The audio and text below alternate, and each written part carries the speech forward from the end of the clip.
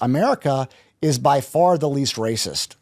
By far. Correct. Racism is rampant Correct. in these other countries. Like they look down on black people straight up.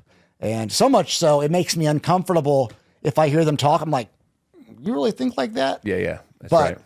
America it's the least racist country in the world. That's right. And they'd want to make you believe that this is like this big racist haven. That's correct. Give me a break. I don't remember who said it, but it was like I may have been Morgan Freeman. Even it's like if we'd stop talking about it, would it exist? You know, when we were kids, you learned about it. Maybe it was worse back then. Maybe it wasn't. We didn't talk about it enough. Being a racist in the world that I grew up in, the home I grew up in, it wasn't even a thing. Those were just people. If you're a racist in metro public schools, even when we were growing up, we would have got our ass beat. 100%.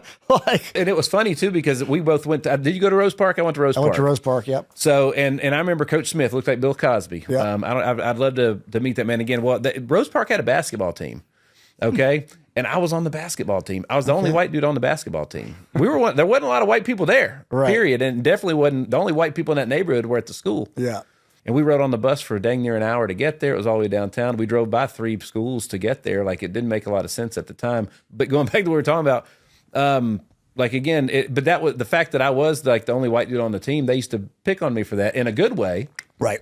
You know, they had nicknames for me, like just like Saltine. Milky. You know what I mean? Like, oh, there's Sunshine, just like in the movie. They called me Sunshine and Remember the Titans.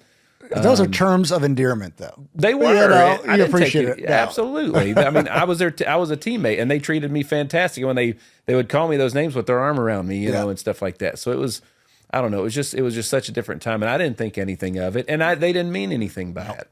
Not by any 100%. means. One of my business partners, Dedrick Perry, he's a black dude, and it wasn't until 2020 I was walking down the street during the George Floyd stuff, and he went to historic black college, fraternity, et cetera. And so we talk about race for years. I mean, we talk about race in depth with him and my other black friends. And I was like, damn, Dedrick, it's the first time I've ever walked down the street and realized you're a black guy. Yep. And it makes me sad that I've got that now is a thought in my head. Because before, just my brother. Yeah. You know, and society's put such a lens on it, it makes me sad.